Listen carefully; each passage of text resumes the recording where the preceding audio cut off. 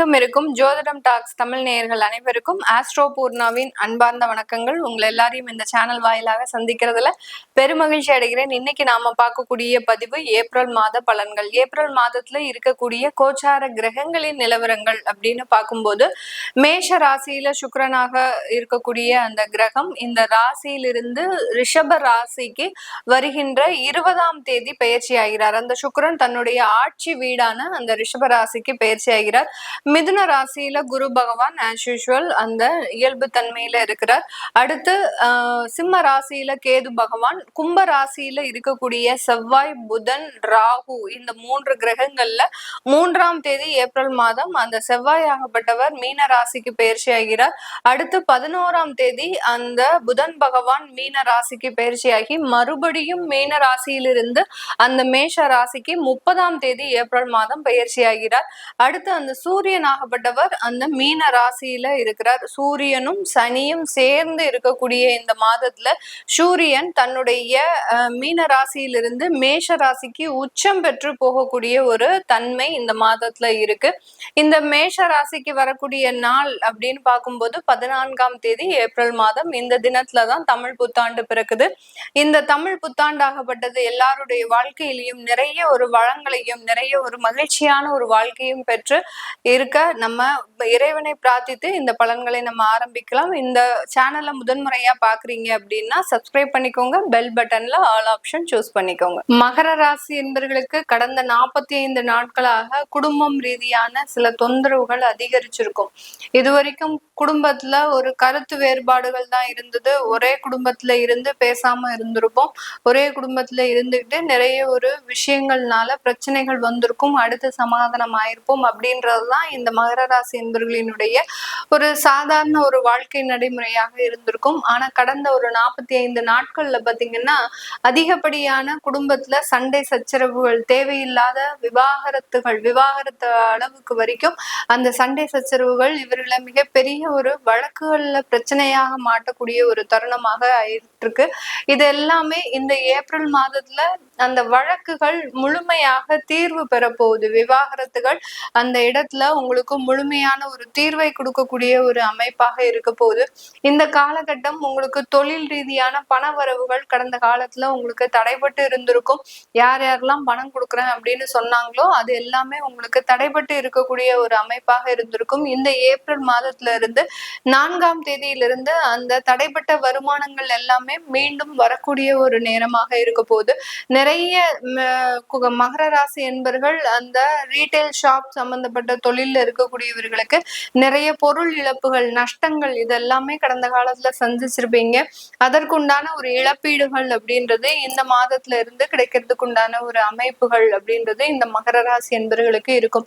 மகர ராசி என்பர்களினுடைய வாழ்க்கையை பொறுத்த மட்டுக்கும் பெரிய அளவுக்கு அவர்கள் ஒரு நல்ல நிலைமைக்கு வரும்போது மிகப்பெரிய ஒரு பூகம்பம் கிளம்பி அந்த பிரச்சனைகளை வேறு விதமாக திசை திருப்பக்கூடிய ஒரு அமைப்புகளுக்கு போயிடும். ஒரு நல்லது நடக்குது வீட்டுல அப்படின்ற இடத்துல பாத்தீங்கன்னா அதற்குண்டான கெடுதல்கள் பாத்தீங்கன்னா அதிகப்படியாக வரக்கூடிய ஒரு அமைப்பு வாய்ந்தவர்கள் இந்த மகர ராசி என்பர்கள்.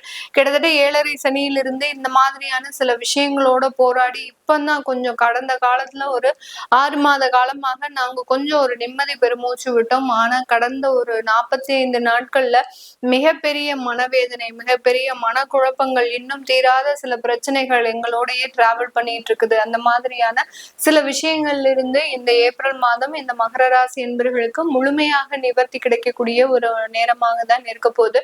உங்களுடைய 4ஆம் இடத்துல சுக்கிரன் நிலை பெற்று இருக்கிறார். 5ஆம் இடத்திற்கு பயிற்சியாக போறார்.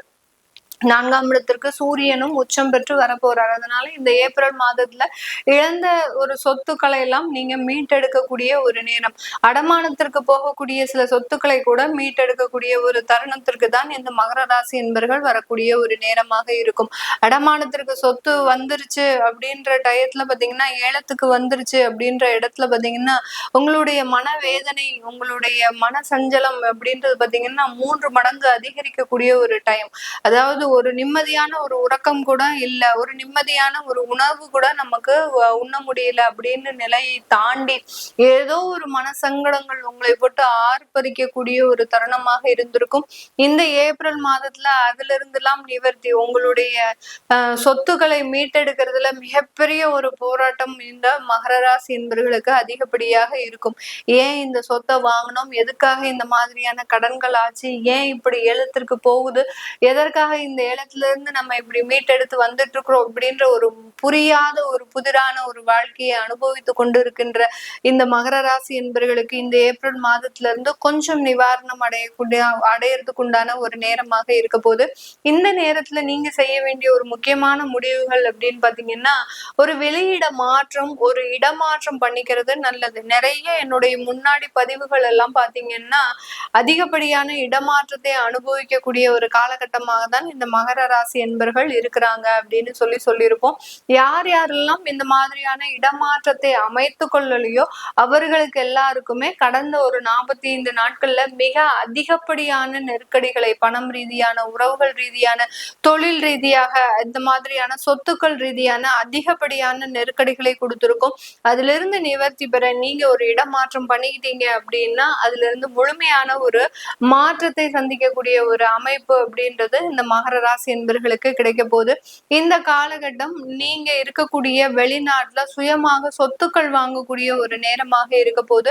அந்த சொத்துக்கள் மூலமாக உங்களுடைய நிரந்தர தன்மை வெளிநாட்டுல அதிகரிக்கிறதுக்கு உண்டான ஒரு நேரமாகவும், அடுத்து குடும்ப உறவுகள்னால உங்களுக்கு உண்டான சில மனமாற்றங்களும் ஏற்படுவதற்கு உண்டான ஒரு நேரம், அங்க சுயமாக தொழில் அமைக்கிறதுக்கு உண்டான ஒரு நேரமாகவும் இருக்க போது. இந்தியாவில இருக்கக்கூடியவர்களோட சேர்ந்து வெளிநாட்டுல இருக்கக்கூடியவர்கள் ஒரு தொழில் அமைப்புகளை நீங்க ஏற்படுத்தி கொள்ளக்கூடிய ஒரு நேரம், அங்கிருந்து உங்களுக்கு உண்டான வாய்ப்புகளை நீங்க பெறுவதற்கும், இந்தியால இருக்கக்கூடிய உங்க நண்பர்கள் மூலமாக இவங்களுக்கு அந்த தொழில் வாய்ப்புகளை கொடுப்பதற்கும் உண்டான ஒரு பரஸ்பர ஒரு ஒப்பந்தம் அப்படின்றது இந்த மாதத்துல ஏற்படுவதற்குண்டான ஒரு நேரம். திருமண வாழ்க்கை சம்பந்தப்பட்ட சில பிரிவுகள் கடந்த காலத்துல ஏற்பட்டாச்சு. இனி வரக்கூடிய காலங்கள்ல உங்களுடைய புதிய தொடக்கங்களை, ஒரு புதிய வாழ்க்கை தொடக்கத்தை நீங்க ஏற்படுத்தி கொள்வதற்குண்டான ஒரு நேரமாகவும் இருக்கும். இந்த காலகட்டம் வரக்கூடிய மே மாதம், ஜூன் மாதத்துக்கு அப்புறம் உங்களுக்கு 2வது திருமணம் சம்பந்தப்பட்ட சில வாய்ப்புகள் எல்லாம் தேடி வரக்கூடிய ஒரு நேரம்.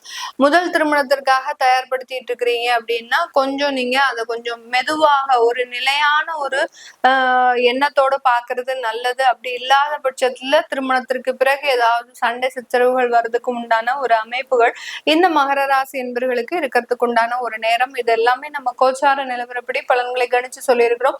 உங்களுடைய சுய ஜாதக தசாபதி பலன்களை பார்க்கணும் விருப்பப்படுறவங்க கீழே இருக்கிற நம்பருக்கு வாட்ஸ்அப்ல அப்பாயின்மெண்ட் வாங்கிக்கிட்டு நீங்க கன்சல்ட் பண்ணிக்கலாம்.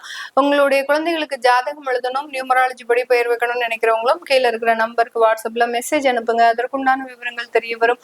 உங்களிடமிருந்து விடைபெறுவது உங்கள் ஆஸ்ட்ரோ பூர்ணா. நன்றி, வணக்கம்.